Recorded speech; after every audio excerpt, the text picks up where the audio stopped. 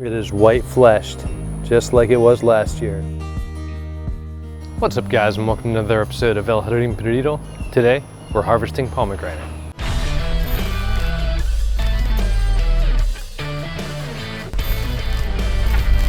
Alright, so this isn't just any pomegranate. I covered this last year, but I have grown this pomegranate from seed from a neighboring pomegranate. Now, I'll show you guys behind me in just a moment, but on year 2 of fruiting, this looks a lot more delectable.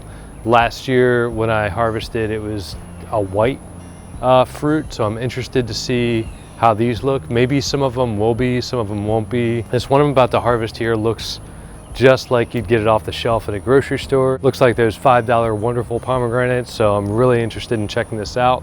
Real quick, I'll take you around, show you the tree that it's seeded from, which ironically isn't even flowering or producing fruit right now. I did cut it back quite a bit. I think the frost got to it where, you know, maybe it's because it's on the south facing wall, but it didn't even get phased by the frost this year. So I don't know if that's just genetics. Last year I was saying that the genetics are favorable, say if you grew something from seed that was planted in your yard, the favorable characteristics are more likely to show up. That's why they have like heirloom tomatoes, this and that. So this is something that usually is more favorable over time and over more generations, but I'd like to think that this one's doing a lot better than that. Another thing that I've noticed is the fruit is not getting attacked by bugs. Specifically in this area, we have a problem with stink bugs, or I think some people call them leaf-footed something or other, but yeah, usually there's like a bunch of little bites and things, you know, you open it up and it's really nasty on one part of the fruit. So I almost don't even consider some of these pomegranates that I get edible. They're tiny, they hardly make it through anything, but on this bad boy, they're looking mighty fine. So yeah, let me show you around what I'm talking about, and then we're gonna taste this on camera, let you guys see the inside of it and what have you. So over here, kind of tucked in the arbor, it looks healthy. It bounced back nicely. I've kind of trained it away from my neighbor's yard with that strap there, but it's looking really nice now. It just hasn't fruited or anything.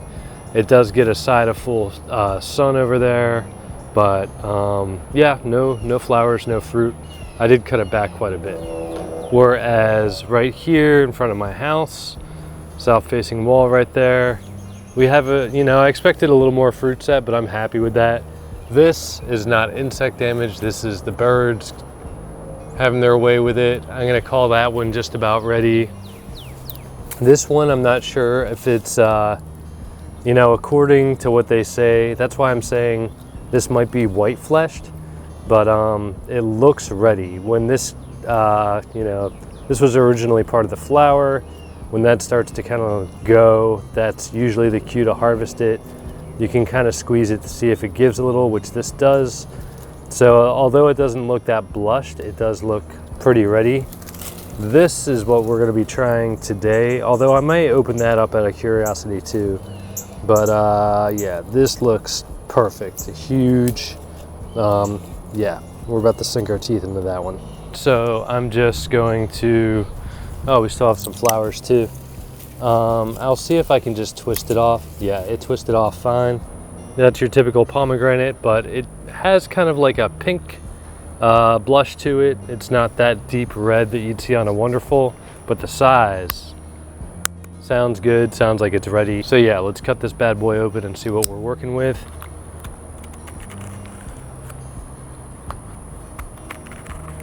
Really juicy already. And like I said, you don't see any damage. The only damage I saw on that top one was the birds. It's right on top there, it's red. Of course, birds are gonna be curious. And looky here, we have, interestingly enough, it is white fleshed, just like it was last year. And I mean, it's ripe and it's ready.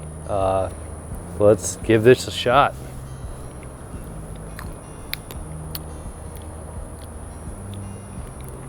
I mean, it's not under. It's got a unique taste. The seeds are crunchy. They're not like, you don't have to spit them out or anything. Things dripping all over me. I'm trying to describe the taste. It's very mild, almost like a hint of vanilla.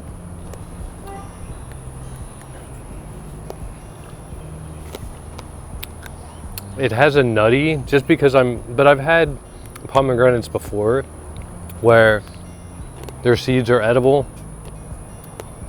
and you can just kind of crunch through them, but the seed itself has a very nutty profile. But it doesn't have, it's very mild. It's not the least bit sour. So now I'm interested in checking out, I'm gonna check out that top one because the birds are after it. All in all, it's pretty good. Very unique. Maybe it's something that I'll try to cultivate.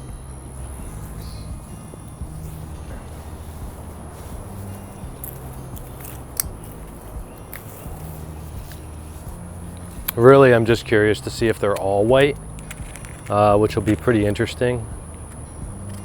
This one may have some, like a bird penetrated it pretty good.